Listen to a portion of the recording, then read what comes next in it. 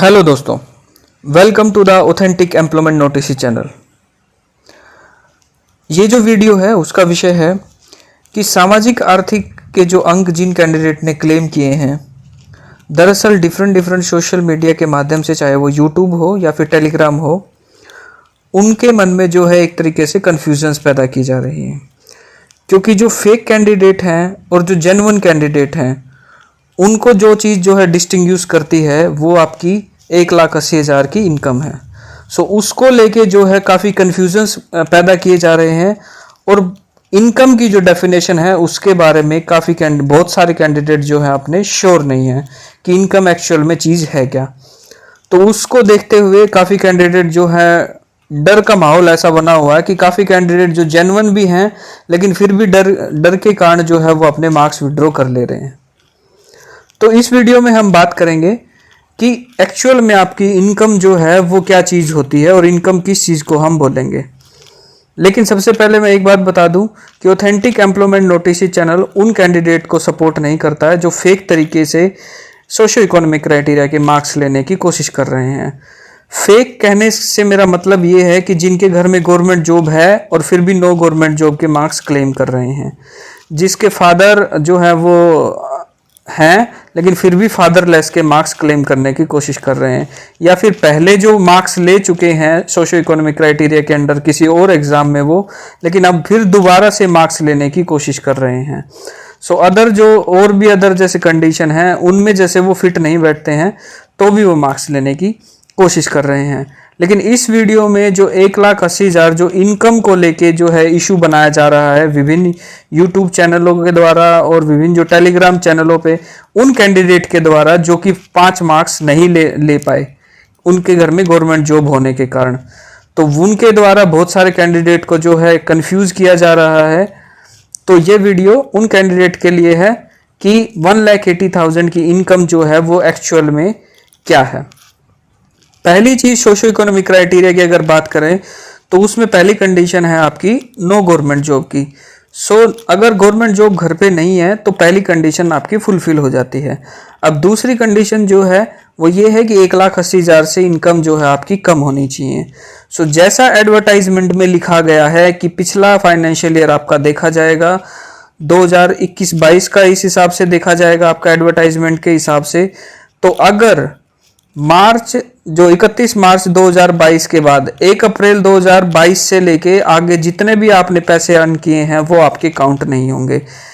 HKRN वालों के लिए ये इन्फॉर्मेशन है, अगर आपकी 1 अप्रैल 2022 के बाद जो भी अर्निंग हुई है वो आपकी 1,80,000 वाली इनकम में काउंट नहीं होगी। तो आप लोगों को किसी से डरने की जरूरत नहीं है कि HKRN वालों की हम शिकायत करेंगे कि वो कैसे मार्क्स ले सकते हैं, कैसे अंकों का दावा कर सकते हैं, उनकी तो 20 से 30,000 रुपए इनकम है तो वो कैसे ले सकते हैं। क्योंकि HKRN वाले जो मोस्टली कैंडिडेट लगे हैं वो आपके 2022 में ही उनको ज्वाइनिंग मिली है। तो 2022 में 1 अप्रैल 2022 के बाद आपकी जो भी अर्निंग है वो आपकी इनकम में काउंट नहीं होगी। तो सबसे पहले तो ये बात है। अब इनकम को लेके जो है और भी काफ़ी डाउट हैं, वो क्या है। पहला ये है कि इनकम एक्चुअल में क्या चीज़ होती है आपकी। अब जैसे मान लो किसी गरीब माँ बाप ने अपनी बेटी की शादी करने के लिए या बेटे की शादी करने के लिए जो है 2 या 3 लाख रुपए का लोन ले लिया, तो वो उनके मान लो बैंक में ट्रांसफ़र हुआ है अकाउंट में।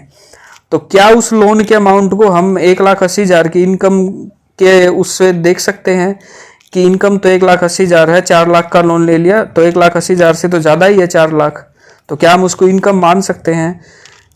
लोन का जो भी अमाउंट है उसको हम इनकम कतई नहीं मान सकते, बल्कि ये इनकम के अपोजिट है आपके।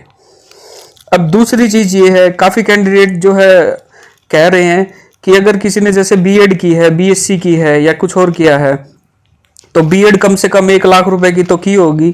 दरअसल वो जो कैंडिडेट कह रहे हैं कि BEd में 1 लाख रुपए लगे होंगे वो कैंडिडेट हैं जिन्होंने प्राइवेट कॉलेजों से सिर्फ बिना BEd के कॉलेज अटेंड किए हुए सिर्फ एग्जाम दे के BEd की है। क्योंकि उनको ये नहीं पता कि BEd जो है आपकी गवर्नमेंट स्कूलों से, गवर्नमेंट कॉलेज से भी होती है, जिसमें कि आपकी फीस जो है नॉमिनल होती है, इतनी ज़्यादा नहीं होती है। और अगर किसी माँ बाप ने BEd प्राइवेट कॉलेज से कराई है तो वो जो 1 लाख रुपए भरा है वो जरूरी नहीं है कि वो उसी साल 1 लाख रुपए अर्न किए हो। क्योंकि माँ बाप जो है अपने संतान को पढ़ाने के लिए पूरी लाइफ टाइम पैसे जोड़ते हैं, तो उस पूरी लाइफ टाइम जोड़े हुए पैसे को आप 1,80,000 जो फाइनेंशियल ईयर की इनकम है उससे कंपेयर कभी भी नहीं कर सकते हैं। अब दूसरी चीज है कि कितने हेक्टेयर जो है जमीन है। अगर मान लो किसी के एक्चुअल में जो है ये चीज कहीं पे भी डिफाइन नहीं है, ना ही एडवर्टाइजमेंट में और कहीं पे, कि आपके कितने किले जमीन होगी तो आपकी 1,80,000 से ज्यादा इनकम होगी। बट एक्चुअल में अगर किसी के 10 किले या फिर 8-9 किले इससे ज्यादा बन रहे हैं, जिनका कि आप माल के हिसाब से, क्योंकि अलग अलग रीजन के हिसाब से अलग अलग माल बटाई होती है, तो अगर 1 किले का जो है आपका जितना भी माल आ रहा है उसके हिसाब से अगर आपके किले बन रहे हैं, अगर मान लो 1 किले का आपका 30,000 आता है साल का, और आपके जो है 5 किले हो गए, तो 1.5 लाख रुपए तो इनकम वहां से हो गई। बट उसमें भी वो चीज देखी जाएगी कि वो आपके अकाउंट में आ रहे हैं या फिर आप कैश में ले रहे हैं, या फिर आपने वो पट्टे पे दे रखे है, लिखित में कर रखा है कि नहीं। अगर लिखित में नहीं है वो चीज, अगर आप वैसे ही कैश में ले रहे हैं, तो वो उसका कहाँ पे दर्ज होगी वो इनकम उस चीज की। और लेकिन अगर आप बो रहे हैं उसको, तो वो चीज जो है एक्चुअल में आपकी उस किले, उस हेक्टेयर जो जमीन है उसके हिसाब से आपकी इनकम बन जाएगी। लेकिन अगर किसी के 1 या 2 किले हैं ज्यादा से ज्यादा, तो उसको क्या इनकम बनेगी, उसकी 1,80,000 कहां से बन जाएगी। फैमिली की जो इनकम देखी जाएगी, घर में जैसे 2 बच्चे हैं, पढ़ाई कर रहे हैं, माँ बाप जो हैं ये 2 किले जमीन है, इतना ज्यादा दिहाड़ी मजदूरी करते हैं या कोई शॉप कर रखी है, तो उसमें आप लोग नहीं कह सकते कि उनकी 1,80,000 से इनकम ज्यादा बढ़ जाएगी।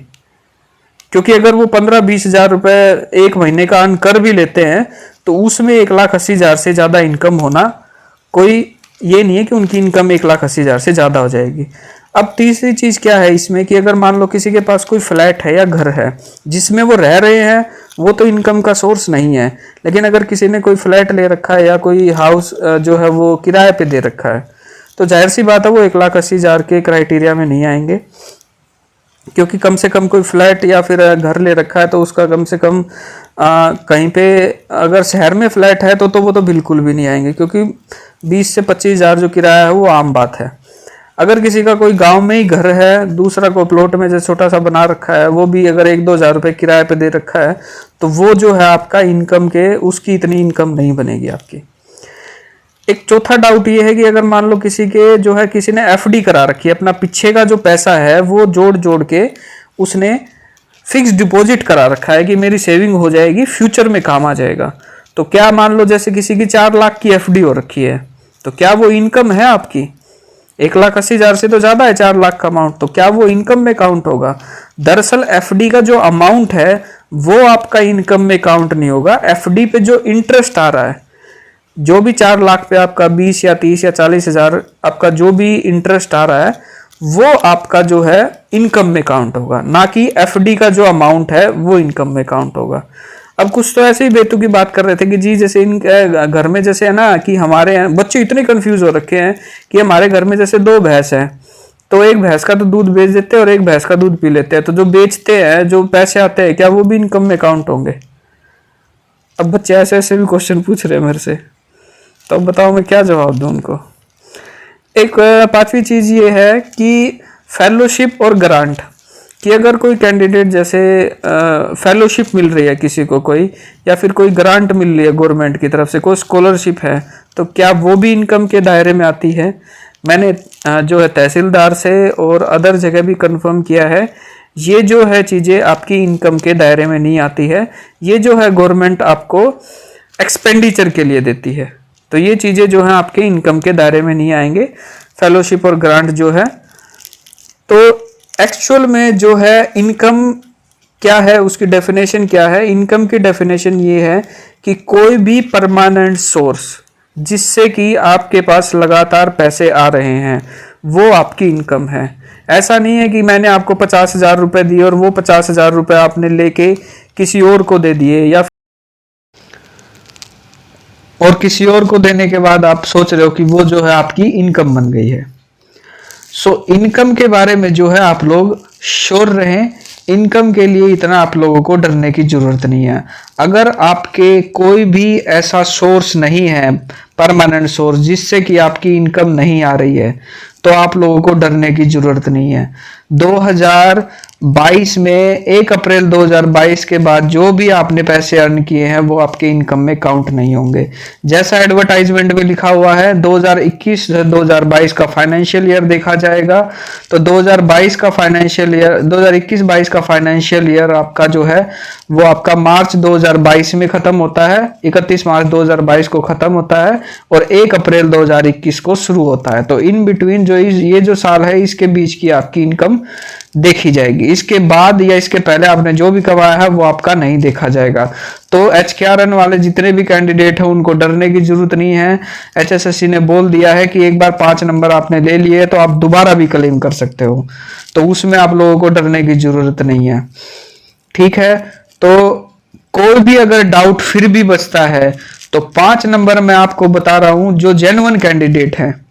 जेन्युइन की डेफिनेशन मैंने बताई है, 1,80,000 की इनकम के अलावा जिसके और जो भी कैंडिडेट है जिनके डाउटफुल है जिनका केस कि गवर्नमेंट जॉब है, कि गवर्नमेंट जॉब अगर है या नहीं है, क्योंकि उस चीज में बंदा श्योर हो सकता है या तो गवर्नमेंट जॉब है या नहीं है। अगर गवर्नमेंट जॉब है और फिर भी ले रहे हो तो आगे दिक्कत आएगी। फादर है फिर भी ले रहे हो तो फिर आगे दिक्कत आएगी। अगर विडो नहीं है, गलत सर्टिफिकेट बनवा लिया मार्क्स लेने के लिए, तो फिर आगे दिक्कत आएगी। तो ये चीजें जो है आप लोगों को मेक श्योर करनी है। बट फाइनेंशियल ईयर की और जो इनकम की डेफिनेशन है और जो इनकम का इशू है वो मैंने आप लोगों का यहाँ पे जो है इशू आपका क्लेरिफाई कर दिया है। लेकिन फिर भी अगर आप लोगों को कोई डाउट बनती है तो मैं आप लोगों को ये बताऊंगा कि 5 मार्क्स जो हैं ये काफी आप लोगों के लिए महत्वपूर्ण है, आपके सिलेक्शन में जो है मेजर रोल प्ले करेंगे। फिर भी कोई डाउट रहता है तो थोड़ा सा टाइम आपका लगेगा, HSSC को ऑफिस जाइए, HSSC में बात कीजिए, आपकी जो भी कंडीशन है उन सब कंडीशंस को HSSC के सामने रखिए कि जी घर में गवर्नमेंट जॉब तो नहीं है बट मैं इनकम को लेके कंफ्यूज हूं कि क्या मैं ये चीज मेरी इनकम में काउंट होगी या नहीं होगी। तो वो सारी चीजें जो है आप लोग HSSC में जाकर डिस्कस कर सकते हैं और उनसे बात कर सकते हैं। तो जो सॉल्यूशन है वो आप लोगों को वहीं पे जाके मिलेगा। मैं आप लोगों को सिर्फ गाइड कर सकता हूं। जो चीजें मैंने आपको बताई वो 100% ऑथेंटिक एंड एक्यूरेट है। लेकिन फिर भी अगर 1% डाउट रह जाता है आप लोगों के दिमाग में तो आप लोगों को क्लियर करना बनता है, और क्लियर जो है आप HSSC ऑफिस जाकर करिए, क्योंकि 5 मार्क्स हैं वो बहुत ज्यादा मेजर रोल प्ले करने वाले हैं। किसी के बहकावे में आने की जरूरत नहीं है, किसी से डरने की जरूरत नहीं है। कोई भी अगर यूट्यूब पे वीडियो बना के या टेलीग्राम पे ऐसे बोल रहा है कि सभी के सभी विड्रॉ कर रहे हैं, सभी पकड़े जाएंगे, सभी के साथ वो होगा, उनसे बिल्कुल डरने की जरूरत नहीं है। ये वो कैंडिडेट हैं जो कि घर में गवर्नमेंट जॉब होने की वजह से मार्क्स क्लेम नहीं कर पा रहे हैं और उनके मार्क्स जो है इतने नहीं बन पा रहे हैं कि वो कट ऑफ को क्लियर कर पाए। तो वो चाह रहे हैं कि कोई भी 5 मार्क्स न ले और कट ऑफ जो है अपनी नीचे आ जाए। तो अगर आप लोग जेन्युइन हैं, घर में गवर्नमेंट जॉब नहीं है और 1,80,000 की इनकम को लेके कंफ्यूज हो रहे हैं, आपको श्योरिटी नहीं है, तो आप लोग जो है अपने जो भी क्राइटेरिया है, जो भी आपके डाउट हैं, वो सब जाके HSSC ऑफिस जाके आप लोग कंफर्म कर सकते हैं, उनके सामने रख सकते हैं अपने डाउट। तो आपका एक एक डाउट जब तक क्लियर ना हो जाए HSSC में उनसे बात करते रहे, उनसे पूछें, क्योंकि DV की डेट जैसे मोस्टली जो कैंडिडेट हैं जो 5 मार्क्स लेने वाले हैं वो आपके साइंस और इंग्लिश में और इनमें ही मिलेंगे, क्योंकि सबसे ज्यादा पोस्ट इन्हीं सब्जेक्ट की हैं। तो अपने डाउट जो है आपके पास टाइम है, HSSC ऑफिस कभी भी जाएं, समय निकालें और अपने डाउट वहां से क्लियर करें। आइडिया मैंने आप लोगों को इस वीडियो में दे दिया है वैसे, लेकिन अगर फिर भी कोई डाउट रहता है तो वहां पे जाके अवश्य क्लियर करें। किसी भी टेलीग्राम चैनल या यूट्यूब के माध्यम से कोई भी अगर आपको डराने धमकाने की कोशिश कर रहा है कि आप सभी पकड़े जाएंगे, उनसे डरने की जरूरत नहीं है आपको। गवर्नमेंट सरकार ने आप लोगों को 5 मार्क्स दिए हैं, आप लोगों का हक है, आप लोगों को मिलने चाहिए और आप लोगों को मिलेंगे अगर आप जेन्युइन तरीके से जेन्युइन हो तो। उसमें कोई भी डरने की जरूरत नहीं है आप लोगों को। सो अगर मेरे द्वारा दी गई इंफॉर्मेशन आप लोगों को पसंद आई हो तो चैनल को कृपया शेयर एंड सब्सक्राइब करें। धन्यवाद।